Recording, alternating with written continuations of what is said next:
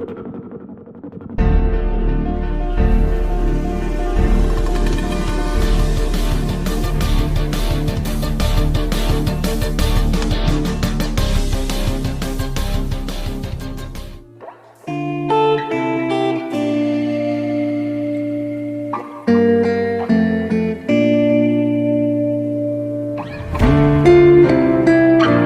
നമസ്കാരം. എൻ്റെ മറ്റൊരു ടെക്നിക്കൽ വീഡിയോയിലേക്ക് ഞാൻ നിങ്ങളെ എല്ലാവരെയും സ്വാഗതം ചെയ്യുന്നു. എൻ്റെ പേര് ജെയിംസ് കുട്ടി തോമസ്, റിട്ടയേർഡ് ഇലക്ട്രിക്കൽ ഇൻസ്പെക്ടറാണ്. ഇന്നത്തെ ഈ വീഡിയോയിലെ വിഷയം, ഇന്നലെ കൊല്ലത്ത് കടയ്ക്കലിൽ സോളാർ പാനൽ സ്ഥാപിക്കുന്നതിനിടെ 21 വയസ്സുള്ള ഒരു യുവാവ് മരിച്ചതുമായി ബന്ധപ്പെട്ടാണ്. സാധാരണ രീതിയിൽ സോളാർ പാനൽ സ്ഥാപിക്കുമ്പോൾ ഇങ്ങനെ ഒരു അപകടം എനിക്ക് തോന്നുന്നത് ആദ്യമായിട്ട് കേൾക്കുകയാണ്. ഒരിക്കലും ഈ അപകടത്തിന് സോളാർ പാനലിൽ അല്ലെങ്കിൽ സോളാർ പാനലിൽ നിന്നുണ്ടാകുന്ന കറണ്ടോ അല്ലെങ്കിൽ സോളാർ പാനലുമായിട്ടോ ഒരു പ്രത്യേകിച്ച് യാതൊരു ബന്ധവും കാണില്ല എന്ന് നമുക്ക് ചിന്തിക്കാവുന്നതേ ഉള്ളൂ. കാരണം അത് സ്ഥാപിച്ചതേ ഉള്ളൂ. അപ്പോൾ സ്ഥാപിക്കുന്നതിനിടയ്ക്ക് അല്ലെങ്കിൽ അതിൻ്റെ ഇൻസ്റ്റലേഷൻ നടക്കുന്നതിനിടയ്ക്ക് അല്ലെങ്കിൽ അതിൻ്റെ ഒരു വീട് പണിഞ്ഞ് കൺസ്ട്രക്ഷൻ നടക്കുന്നതിനിടയ്ക്ക് ഒരു അപകടം ഉണ്ടാകുന്നു. അതിന് പല കാരണങ്ങളുണ്ടാകാം. അപ്പോൾ ഈ നമ്മുടെ നാട്ടിലെ ചെറുപ്പക്കാരായ ധാരാളം ആൾക്കാർ ഇതുപോലുള്ള ജോലി തേടി പോകുന്ന സമയവും കാര്യങ്ങളൊക്കെ ഉള്ള സമയത്താണ് ഇങ്ങനെ ഒരു അപകടം നടക്കുന്നത്. അപ്പോൾ അവർക്ക് വേണ്ടി അല്ലെങ്കിൽ ഈ മേഖലയിൽ പ്രവർത്തിക്കുന്നവർക്ക് വേണ്ടി കുറച്ച് ഉപകാരപ്രദമായ ഇൻഫർമേഷൻസ് ഈ വീഡിയോയിലൂടെ ഷെയർ ചെയ്യുക എന്നുള്ളതാണ് എൻ്റെ ഉദ്ദേശം. നമുക്ക് ഈ വിഷയത്തിലേക്ക് കിടക്കാം. ഇപ്പോൾ നിങ്ങൾക്ക് സ്ക്രീനിൽ ബന്ധപ്പെട്ട വാർത്ത കാണാവുന്നതാണ്. ഇത് ഇന്നലെ വന്ന ഒരു ഇൻഫർമേഷൻസ് ആണ്, ഇന്നലെ ഉച്ച കഴിഞ്ഞ് ലഭിച്ചതാണ്. അപ്പോൾ കൊല്ലം ജില്ലയിലെ കടയ്ക്കലിലാണ് ഈ അപകടം നടന്നിരിക്കുന്നത്. സോളാർ പാനൽ സ്ഥാപിക്കുന്നതിനിടെ യുവാവ് വൈദ്യുതാഘാതമേറ്റ് മരിച്ചു. താഴോട്ട് വായിക്കുമ്പോഴേ അവിടെ സോളാർ പാനൽ സ്ഥാപിച്ച ശേഷം എർത്തിങ് നടത്തുന്നതിനിടെയാണ് വൈദ്യുതാഘാതം ഏൽക്കുന്നത്. അപ്പം ഇത് ഇപ്പം നമ്മളൊരു അയൺ ബോക്സ് ഉപയോഗിക്കുമ്പോഴുണ്ടാകുന്ന അപകടമോ അല്ലെങ്കിൽ മറ്റേതെങ്കിലും ഒരു വൈദ്യുതി സംബന്ധിച്ച് ഒരു ജോലി ചെയ്യുമ്പോഴുണ്ടാകുന്ന അപകടമോ അതുപോലെ ഉള്ളൂ. അപ്പോൾ ഇത് എർത്തിങ്ങിലെന്തോ ഒരു പാളിച്ച വന്നിട്ടാണ് ഈ അപകടം നടന്നത് എന്ന് നമുക്ക് മനസ്സിലാക്കാം. ഇതിനെ ബന്ധപ്പെട്ട വാർത്തയുടെ ലിങ്കാണ് താഴെ കൊടുത്തിരിക്കുന്നത്. അപ്പോൾ ഇദ്ദേഹം ടാറ്റ സോളാർ കമ്പനിയിലെ ജീവനക്കാരനായിരുന്നു എന്നും പറയുന്നുണ്ട്.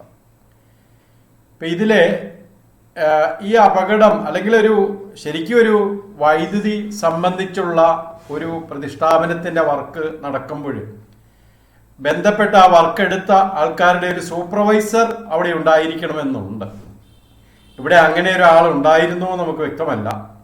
പിന്നെ ഞാൻ എൻ്റെ ഇതുപോലുള്ള വീഡിയോയിലൊക്കെ പറയുന്ന പോലെ ഒരു വൈദ്യുതി അപകടം നടന്നു കഴിഞ്ഞാൽ 24 മണിക്കൂറിനകത്ത് ഇലക്ട്രിക്കൽ ഇൻസ്പെക്ടർ സ്ഥലപരിശോധന നടത്തും. ബന്ധപ്പെട്ട പോലീസും സ്ഥലപരിശോധന നടത്തി അവരുടെ അന്വേഷണങ്ങൾ ആ വഴിക്ക് നടക്കും. ഗവൺമെൻറ്റിലേക്ക് ഇലക്ട്രിക്കൽ ഇൻസ്പെക്ടർ അതിൻ്റെ റിപ്പോർട്ട് സമർപ്പിക്കുകയും ചെയ്യും.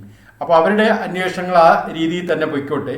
നമുക്കിത് പഠിക്കാൻ വേണ്ടി ഇതിനകത്ത് നിന്ന് എന്തൊക്കെ ഇൻഫർമേഷൻസ് കിട്ടും എന്നുള്ളത് മാത്രമാണ് ഞാനിതിൽ ഉദ്ദേശിക്കുന്നത്. അപ്പോൾ എർത്ത് ചെയ്ത് കൊണ്ടിരിക്കുന്ന സമയത്താണ് ഈ അപകടം നടന്നത്. അപ്പം ഞാൻ ഇത് കേട്ട ഉടനെ തന്നെ ഞാൻ മനസ്സിലാക്കിയത്, അപ്പം ഇവൻ എർത്ത് കമ്പിയിലാണ് എന്തായാലും ജോലി ചെയ്തത്. ആ എർത്ത് കമ്പി പ്രോപ്പറായിട്ട് എർത്ത് ചെയ്ത് കാണത്തതുമില്ല. അപ്പം പിന്നെ ഷോക്ക് അടിക്കണമെങ്കിൽ ഒരിക്കലും സോളാർ പാനലിൽ നിന്ന് ഒരു കറണ്ട് വന്ന് ഷോക്ക് അടിക്കാനുള്ള ചാൻസ് വളരെ കുറവാണ്. അപ്പോൾ ഈ എർത്ത് വഴി KCB സപ്ലൈ അവർ അടിക്കാനുള്ള സാധ്യതയുണ്ട്. ഇതാണ് എനിക്ക് ആദ്യമേ തന്നെ സ്ട്രൈക്ക് ചെയ്തത്. ഏതാണ്ട് അതുപോലെയൊക്കെ തന്നെയാണ് ഈ അപകടം നടന്നിരിക്കുന്നത്. നമുക്കതൊന്ന് വിശദമായിട്ടൊന്ന് നോക്കാം. ഒരു സോളാർ പാനലിൻ്റെ ഏകദേശം ഒരു ഐഡിയ മനസ്സിൽ കിട്ടാൻ വേണ്ടിയുള്ള ഒരു ഡയഗ്രമാണിത്. ഒന്ന് സോളാർ പാനൽ, അത് കഴിഞ്ഞ് DC DB, അതായത് ഈ സോളാർ പാനൽ ഞാൻ ഒരെണ്ണം കാണിച്ചിട്ടുണ്ടെങ്കിലും ഇത് ഒരുപാടെണ്ണം കാണും. ഇതിൻ്റെ അകത്ത് ഒരുപാട് എണ്ണം സീരീസും പാരലുമായിട്ട് കണക്ട് ചെയ്ത് അതിന് സ്ട്രിങ് എന്നൊക്കെയാണ് പറയുന്നത്. കണക്ട് ചെയ്ത് അതെല്ലാം കൂടെ കൊണ്ടുവന്ന് കമ്പൈൻ ചെയ്യുന്ന DC-DBയിലാണ്, DC ഡിസ്ട്രിബ്യൂഷൻ ബോർഡ്. അതിൻ്റെ അകത്ത് കൊണ്ടുവന്ന് കമ്പൈൻ ചെയ്ത് അവിടെ നിന്നും സ്ട്രിങ്ങുകളായിട്ട് ഇത് ഇൻവേർട്ടറിൽ കൊണ്ടുവന്ന് കണക്ട് ചെയ്യും. അവിടെ എല്ലാം ഞാൻ ഒരു ലൈൻ കാണിച്ചിരിക്കുന്നെങ്കിൽ ഒരുപാട് ലൈനുകളുണ്ട്. അപ്പോൾ അങ്ങനെ ഇൻവേർട്ടറിൽ കൊണ്ടുവന്ന് കണക്ട് ചെയ്ത് ഇൻവേർട്ടർ ആ സമയത്ത് എന്ത് ചെയ്യും, ഇൻവേർട്ടറിൽ നിന്ന് ഒരു വയർ കൊണ്ടുവന്ന് AC-DBയിലെ KSB സപ്ലൈ, ഗ്രിഡ് സപ്ലൈയും കൊണ്ടുവന്ന് കണക്ട് ചെയ്തിട്ടുണ്ട്. അതായത് ഈ ഇവിടുന്ന് വരുന്ന ഗ്രിഡ് സപ്ലൈ എന്ന് വരുന്നത് AC-DBയിൽ വരുന്നു, AC-DB ഇൻവേർട്ടറുമായിട്ട് കണക്ട് ചെയ്തിട്ടുണ്ട് എന്ന് പറഞ്ഞാൽ ഇത് തമ്മിൽ ഇന്റർലിങ്ക്ഡാണ്. അപ്പോൾ KSB സപ്ലൈ ഉള്ളപ്പോൾ അല്ലെങ്കിൽ ഗ്രിഡ് സപ്ലൈ ഉള്ളപ്പോൾ മാത്രമേ ഈ ഇൻവേർട്ടറിന്റെ ഔട്ട്പുട്ട് കിട്ടത്തുള്ളൂ. ഈ ഔട്ട്പുട്ട് വരുന്നതും ഇൻപുട്ട് ചെല്ലുന്നതും എല്ലാം ഈ ഒരു വഴി കൂടെ തന്നെയാണ്, എല്ലാം AC-DB വഴി തന്നെയാണ്. ആ ഒരൊറ്റ വയറേ അവിടെ കാണത്തുള്ളൂ. മനസ്സിലായില്ലേ? അപ്പോൾ ഇവിടെ നമ്മൾ ഇതിൻ്റെ എർത്തിങ് ഒന്ന് പരിശോധിക്കണം. കാരണം ഇവിടെ എങ്ങനെയാണ് ഈ അപകടം പറ്റിയെന്ന് നമുക്കൊന്ന് പഠിക്കാൻ വേണ്ടിയുള്ളത്. ഇനി ഞാൻ പെട്ടെന്ന് തോന്നിയ ഒരു ചിന്താഗതി എന്ന് പറഞ്ഞാൽ ഇവിടെ അപകടത്തിന് സാധ്യതകൾ ഉള്ളത് ഒന്ന് DC കറണ്ടിൽ നിന്ന് ഷോക്ക് അടിക്കാം. DC കറണ്ടിൽ നിന്ന് ഷോക്ക് അടിക്കാം, കുഴപ്പമൊന്നുമില്ല. കാരണം എന്താണെന്നറിയോ, നമ്മുടെ ശരീരത്തിന് താങ്ങുവാൻ പറ്റുന്ന മാക്സിമം കറണ്ട് 30 മില്ലിയാമ്പിയർ. അപ്പോൾ ആ തരത്തിലൊരു കറണ്ട് നമ്മുടെ രണ്ട് കൈയിനും ഇടയ്ക്ക് അല്ലെങ്കിൽ ശരീരത്തിൻ്റെ രണ്ട് ഭാഗത്തിനും ഇടയ്ക്ക് കൂടി ഒരു കറണ്ട് കടന്നു പോകാൻ സാധ്യതയുണ്ട്. തീർച്ചയായിട്ടും അപകടം നടക്കും. അതേപോലെ ഒരു സാധ്യത ഈ സോളാർ പാനലിൽ നിന്ന് വരുന്ന DC കറണ്ട് വഴി വന്നാലും ലഭിക്കാം. അത് അങ്ങനെയാണൊരു നമ്മൾ വെൽഡിങ് സെറ്റിൽ നിന്ന്, ഞാൻ വെൽഡിങ് സെറ്റിൻ്റെ ഒരു വീഡിയോ ഉണ്ട്, വെൽഡിങ് സെറ്റിൽ അങ്ങനെയാണ് സംഭവിക്കുന്നത്. നമ്മൾ വെൽഡിങ് സെറ്റ് ഉപയോഗിച്ചുകൊണ്ടിരിക്കുന്ന സമയത്ത് നമ്മളറിയാതെ നമ്മുടെ ശരീരത്തിൻ്റെ ഭാഗം ആ വലിയ കറണ്ടിൻ്റെ ഒരു ഭാഗമായിട്ട് പോകുമ്പോൾ ആ വെൽഡിങ് സെറ്റിലേക്ക് അല്ലെങ്കിൽ റോഡിലേക്ക് പോകുന്ന കറണ്ട് നമ്മുടെ ശരീരത്തിലൂടെ കടന്നു പോകും. അതേപോലെ ഈ DC കറണ്ട് നമ്മുടെ ശരീരത്തിലൂടെ ഒരു മൊമെൻ്ററി ആയിട്ട് കടന്നു പോകുന്ന ഒരു സാധ്യതയുണ്ടെങ്കിൽ അവിടെ അപകടം ഉണ്ടാകും. അങ്ങനെയാണ് DC കറണ്ട് ഈ പാനലിൽ നിന്ന് തന്നെ, പാനൽ എന്ന് പറയുമ്പോൾ എല്ലാം സീരീസും പാനലുമായിട്ട് ആണെന്ന് ഞാൻ പറഞ്ഞല്ലോ. അപ്പോൾ ഒരു വലിയ കറണ്ട് ക്രിയേറ്റ് ചെയ്യും. ആ കറണ്ട് കറണ്ട് ഉണ്ടാകുന്നത് ഇവിടെ AC കറണ്ട് അല്ലെങ്കിൽ KSB സപ്ലൈ ഉണ്ടെങ്കിൽ ഇല്ലെങ്കിൽ അവിടെ കറണ്ട് ജനറേറ്റ് ചെയ്യാം. പിന്നെ അത് നമ്മൾ യൂട്ടിലൈസ് ചെയ്യുന്നു, അതായത് ഇൻവേർട്ടറിൽ വന്നിട്ട് അതിനെ AC ആക്കി മാറ്റുന്നോ ഇല്ലയോ എന്നുള്ളതേ ഉള്ളൂ. അപ്പോൾ കറണ്ട് ഫ്ലോ അവിടെ ഉണ്ടാകാൻ സാധ്യതയുണ്ട്. മാത്രമല്ല ഒരു ക്ലോസ്ഡ് പാത്ത് കിട്ടുകയാണെങ്കിൽ തീർച്ചയായിട്ടും ആ ക്ലോസ് പാത്തിൻ്റെ ഒരു ഭാഗമായിട്ട് നമ്മുടെ മനുഷ്യ ശരീരം വരികയാണെങ്കിൽ തീർച്ചയായിട്ടും DC കറണ്ട് വഴി ഷോക്ക് അടിക്കാനും സാധ്യതയുണ്ട്. ഇതേപോലെ അത്യാവശ്യത്തിന് കറണ്ട് ഉണ്ടെങ്കിൽ ഒരു 30 മില്ലിയാമ്പ് വളരെ മൈന്യൂട്ടായിട്ടുള്ള കറണ്ടൊന്നും ഒരു സെല്ലിൽ കയറി തൊട്ടൊന്നും പറഞ്ഞൊന്നും കുഴപ്പമൊന്നും വരുന്നില്ല. ഓക്കെ, അപ്പോൾ DC കറണ്ടിന് അങ്ങനെ സാധ്യതയുണ്ട്. പിന്നെ AC കറണ്ടിൻ്റെ സാധ്യത, AC കറണ്ടിന് ഇവിടെ ഒരുപാട് സാധ്യതയുണ്ട്. കാരണം ഇൻവേർട്ടറിൻ്റെ ഔട്ട്ഗോയിങ് സൈഡിൽ AC സപ്ലൈ ആണ്. KSB സപ്ലൈ കൂടെ ഉള്ളപ്പോൾ അവിടെ AC സപ്ലൈ ഉണ്ട്, അതിൽ തൊട്ട് ഷോക്ക് അടിക്കാം. പിന്നെ അതല്ല KSB സപ്ലൈ നേരിട്ട് വന്ന് ഷോക്ക് അടിക്കാം, ഇല്ലേ? KSB സപ്ലൈ നേരിട്ട് വന്ന് ഉപയോഗിക്കാം, ഷോക്ക് അടിക്കാം. പിന്നെ ഞാൻ മൂന്നാമത്തെ ഒരു കാരണമായിട്ട് പറഞ്ഞിരിക്കുന്നത് ഇതൊക്കെ ഇൻസ്റ്റാൾ ചെയ്യുന്ന സമയത്ത് ഡ്രില്ലോ അങ്ങനെ എന്തെങ്കിലുമൊക്കെ ഉപയോഗിക്കുമല്ലോ, അതിൽ നിന്ന് ഷോക്ക് അടിക്കാം. അങ്ങനെ AC കറണ്ട് കൊണ്ട് ഷോക്ക് അടിക്കാൻ പല സാധ്യതകളുണ്ട്. ഇവിടെ ഞാൻ പറഞ്ഞല്ലോ, ഇവിടെ നമ്മൾ ഇതിൻ്റെ എർത്തിങ് ഒന്ന് പരിശോധിക്കണം. കാരണം നമ്മുടെ വാർത്തയിൽ എർത്തിങ്ങിൻ്റെ കാര്യം എടുത്തു പറയുന്നുണ്ട്. അപ്പോൾ എർത്തിങ് ഇതാണ് ബേസിക് ആയിട്ടുള്ള ഡയഗ്രാം. ഇതിനെ നമ്മൾ എർത്ത് ചെയ്യണമെന്ന് പറയുമ്പം ഈ സോളാർ പാനൽ എർത്ത് ചെയ്യണം, പിന്നെ DC-DBയുടെ അതിൻ്റെ മെറ്റൽ ബോഡിയും എന്തെങ്കിലും ഉണ്ടെങ്കിൽ അത് എർത്ത് ചെയ്യണം, ഇൻവേർട്ടറിൻ്റെ സൈഡ് എർത്ത് ചെയ്യണം, AC-DBയും എർത്ത് ചെയ്യണം. അങ്ങനെ ഈ ഭാഗങ്ങളെല്ലാം നമ്മൾ എർത്ത് ചെയ്യണം. ഇതാണ് ആ എർത്തിങ് ഡയഗ്രാം. ഇങ്ങനെ വരും. ആ എർത്തിങ് ഡയഗ്രത്തിൽ ആ എർത്തിങ് ചെയ്തുകൊണ്ടിരിക്കുന്ന ഒരാൾ അല്ലെങ്കിൽ ഇപ്പോൾ ഈ എർത്തിങ് കംപ്ലീറ്റ് ചെയ്തെങ്കിൽ പ്രശ്നങ്ങളൊന്നുമില്ല. കാരണം അവിടെ എന്തെങ്കിലും ഒരു പാളിച്ച വന്നു കഴിഞ്ഞാൽ അത് ഭൂമിയിലേക്ക് ആ എർത്ത് കറണ്ട് പോയിക്കോളും. അപ്പോൾ ഇങ്ങനെ ഇപ്പം ഞാൻ കാണിച്ചിരിക്കുന്ന ഈ രീതിയിൽ പ്രത്യേകിച്ച് കുഴപ്പമൊന്നുമില്ല. ആ എർത്ത് കമ്പിയിൽ ഒരാൾ തൊട്ടു എന്ന് കരുതി പ്രശ്നമൊന്നും വരുത്തില്ല. മനസ്സിലായില്ലേ? ഇനി ഇതിൻ്റെ അകത്ത് ഈ AC-DBയിലെ KSB സപ്ലൈ കൊണ്ടുവന്ന് കണക്ട് ചെയ്ത് വെച്ചിരിക്കുക. അവിടെ നിന്നാണ് ഇൻവേർട്ടറിലേക്കും കണക്ട് ചെയ്തിരിക്കുന്നത്.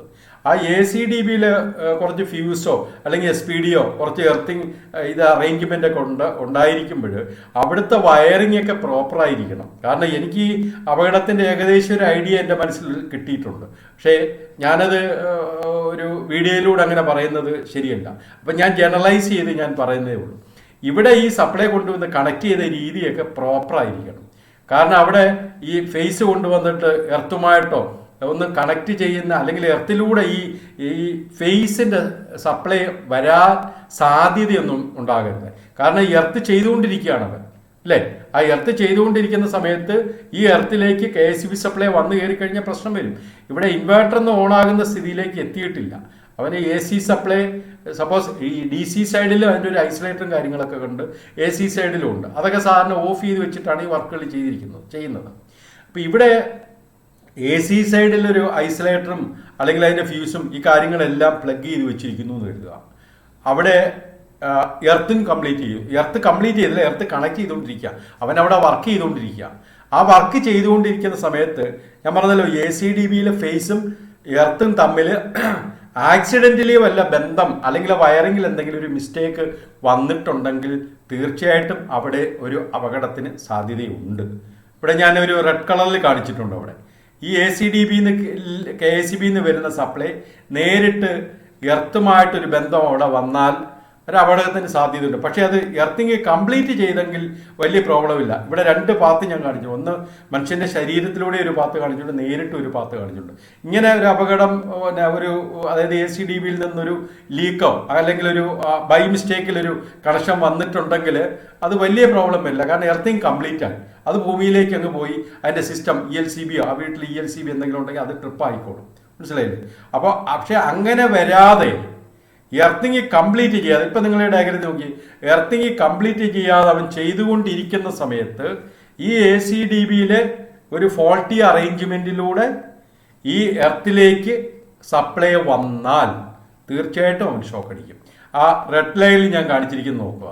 അതായത് അവൻ്റെ ശരീരത്തിലൂടെ ആ കറണ്ട് സഞ്ചരിക്കുക. മനസ്സിലായില്ലേ? അവൻ്റെ ശരീരത്തിലൂടെ ആ ACDBയിലൂടെ വന്ന ഫോൾട്ടി കറണ്ട് അവൻ്റെ ശരീരത്തിലൂടെ സഞ്ചരിക്കുക.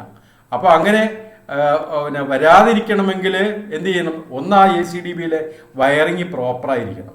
ആ വയറിങ് പ്രോപ്പർ അല്ലെങ്കിൽ ഇതുപോലുള്ള ഒരു അപകടം പറ്റാം.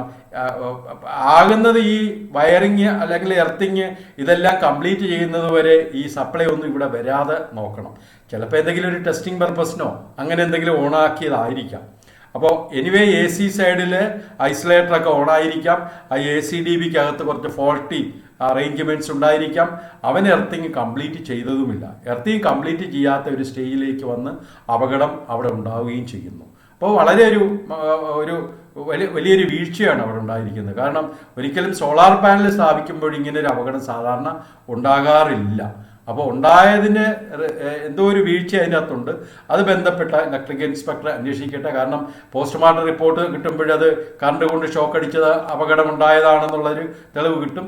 ആ തെളിവിലൂടെ പിന്നെ ഈ അപകടം എങ്ങനെ നടന്നു എന്നുള്ളത് നമ്മൾ പിന്നെ കണ്ടുപിടിക്കണം. അപ്പോൾ ഇതിനകത്ത് ഞാൻ പറഞ്ഞല്ലോ, എർത്തിങ് കംപ്ലീറ്റ് ചെയ്ത വർക്ക് കംപ്ലീറ്റ് ആകുന്നത് AC സപ്ലൈ ഇവിടെ വരാതെ നമ്മൾ നോക്കണം. പിന്നെ ഇത് കൂടാതെ ഞാനിപ്പോൾ സാധാരണ എർത്തിങ് മാത്രമേ പറഞ്ഞുള്ളൂ. ഇപ്പം ഞാൻ സ്ക്രീനിൽ നിങ്ങൾക്ക് LA1ഉം LA2ഉം കാണും. Lighting arrest. നമ്മളെ സോളാർ പാനൽ എന്ന് പറയുമ്പോൾ 10-100 സോളാർ പാനൽ കാണും. അതെല്ലാം കൂടെ കവർ ചെയ്ത് 3-4 ലൈറ്റിംഗ് അറസ്റ്ററുകൾ നമ്മൾ സ്ഥാപിക്കും.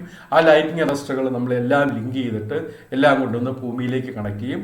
ആ ഭൂമിക്ക് അടിക്കും, മണ്ണിൻ്റെ അടിക്ക് നമ്മൾ എന്ത് ചെയ്യും? ഈ രണ്ട് ഇതും കൂടെ നമ്മൾ ലിങ്ക് ചെയ്യുകയും ചെയ്യും. അതായത് KSB അല്ലെങ്കിൽ സോളാർ പാനലിൽ നിന്ന് വരുന്ന എർത്ത് ലൈനും ലൈറ്റ്നിങ് പ്രൊട്ടക്ഷൻ്റെ എർത്ത് ലൈനും തമ്മിൽ ഭൂമിയിൽ എർത്ത് ചെയ്തിട്ട് അത് നമ്മൾ തമ്മിൽ ഇന്റർലിങ്ക് ചെയ്യണം. ഇതാണ് ശരിക്കുമുള്ള മെത്തേഡ്. ഇത്തരത്തിൽ കംപ്ലീറ്റ് ചെയ്യണം. അപ്പോൾ ഇവിടെ ഒരു സാധ്യത എന്ന് പറഞ്ഞാൽ ലൈറ്റ്നിങ് വേണമെങ്കിൽ ഒരു ടെറസിൻ്റെ മുകളിലല്ലേ നിന്ന് വർക്ക് ചെയ്യുന്നത്. അവിടെ ചിലപ്പോൾ ആ മൊമെൻ്ററി ആയിട്ട് ആ സമയത്ത് ഒരു ലൈറ്റ്നിങ് കൊണ്ടും ഒരു അപകടം ഉണ്ടാവും. പക്ഷേ പ്രോപ്പർലി എർത്ത് ചെയ്ത് എല്ലാം എഫക്റ്റീവായിട്ട് സൂക്ഷിക്കുക. ഈ ഗ്രിഡ് സപ്ലൈ ഇങ്ങനെ വന്നൊരു അപകടം ഉണ്ടാകാതിരിക്കുവാൻ നമ്മൾ ശ്രദ്ധിക്കണം. കാരണം നമ്മുടെ യുവാക്കളെന്ന് പറഞ്ഞാൽ അവർ ചിലപ്പോൾ ഈ ഫീൽഡിൽ പ്രത്യേകിച്ച് ട്രെയിൻഡ് ഒന്നും ആയിരിക്കണമെന്നില്ല. മനസ്സിലായില്ലേ? അപ്പോൾ ആ സമയത്ത് നമ്മൾ സൂപ്പർവൈസ് ചെയ്ത് ശരിയായ തരത്തിൽ ഈ വർക്ക് നടത്തിക്കണം. ഇനിവേ കൂടുതൽ ഞാൻ പറയുന്നില്ല. കാരണം നമ്മൾ ഒരു അപകടത്തെപ്പറ്റി സംഭവിച്ച ഒരു അപകടത്തെപ്പറ്റി അങ്ങനെ കൂടുതൽ നമ്മൾ സംസാരിച്ചുകൂടാ. പക്ഷേ ഇതുപോലൊരു വീഴ്ച ഇനി വരുന്ന സമയങ്ങളിൽ നമ്മുടെ പുതിയ ഇൻസ്റ്റാളേഴ്സിനും ഇവർക്കൊന്നും പറ്റരുത്. ഈ ഒരു അനുഭവം നമുക്കൊരു പാഠമായിട്ട് പോകട്ടെ. എവിടെയാണ് വീഴ്ച വന്നെന്നുള്ളത് ഏകദേശം നിങ്ങൾക്കൊരു ഐഡിയ എൻ്റെ ഈ ചാനലിന് ഈ സംഭാഷണത്തിൽ നിന്ന് നിങ്ങൾക്ക് കിട്ടിക്കാണും. കാരണം AC സൈഡിൽ സ്വിച്ച് ഓണാണ്, ACDBയിൽ എന്തെങ്കിലും ഒരു പാളിച്ച വന്നിട്ടുണ്ടായിരിക്കാം. ആ ACDBയിലൂടെ ആ വയറ് കംപ്ലീറ്റ് ചെയ്യാത്ത എർത്തിങ് സിസ്റ്റത്തിലേക്ക് ചെല്ലുകയും അവൻ എർത്ത് ചെയ്തുകൊണ്ടിരിക്കുന്ന അല്ലെങ്കിൽ മണ്ണിൻ്റെ അടിക്ക് അവൻ കുടിച്ചുകൊണ്ടിരിക്കുന്ന സമയത്ത് ആ എർത്ത് കമ്പി വഴി അവന് ഷോക്ക് അടിക്കുകയും ചെയ്യുന്നു. ആ എർത്തിങ് ഇൻകംപ്ലീറ്റ് ആയിരിക്കുന്ന എർത്ത് സിസ്റ്റത്തിലൂടെ ഒരു അപകടം ഉണ്ടാവുകയും ചെയ്യുന്നു. ഈ എർത്ത് വയർ വഴി ഞാൻ പറഞ്ഞിട്ടുണ്ട്, നേരത്തെ പറഞ്ഞിട്ടുള്ളതാണ്. ഇപ്പോൾ നമ്മളെ എർത്ത് കമ്പി മുറിഞ്ഞു കിടക്കുമ്പോൾ വീടിൻ്റെ അകത്തുള്ള സപ്ലൈ വേണമെങ്കിൽ ആ വഴിക്ക് വരാം. അതുപോലെ ഒരു അപകടമാണിത്. അല്ല സോളാർ പാനൽ സ്ഥാപിച്ചത് കൊണ്ടൊരു അപകടം നടന്നതേ ഉള്ളൂ, അല്ലാതെ ഇതിന് സോളാർ പാനലുമായിട്ട് പ്രത്യേകിച്ച് ബന്ധങ്ങളൊന്നുമില്ല. എനിവേ നമുക്ക് കൂടുതൽ മറ്റ് വീഡിയോയിലേക്ക് നമുക്ക് ഭാവിയിൽ പ്രവേശിക്കാം. നിങ്ങൾക്ക് ഈ വിവരം ഇൻഫോർമേറ്റീവ് ആയി എങ്കിൽ മറ്റുള്ളവർക്ക് വേണ്ടി ഷെയർ ചെയ്യുക. എൻ്റെ യൂട്യൂബ് ചാനൽ ദയവായി സബ്സ്ക്രൈബ് ചെയ്യുക. നമുക്ക് മറ്റൊരു വീഡിയോയുമായി വീണ്ടും കാണാം. നിങ്ങൾ ഈ വീഡിയോ ക്ഷമയോടെ ശ്രദ്ധിച്ചതിന് നന്ദി പറയുന്നു.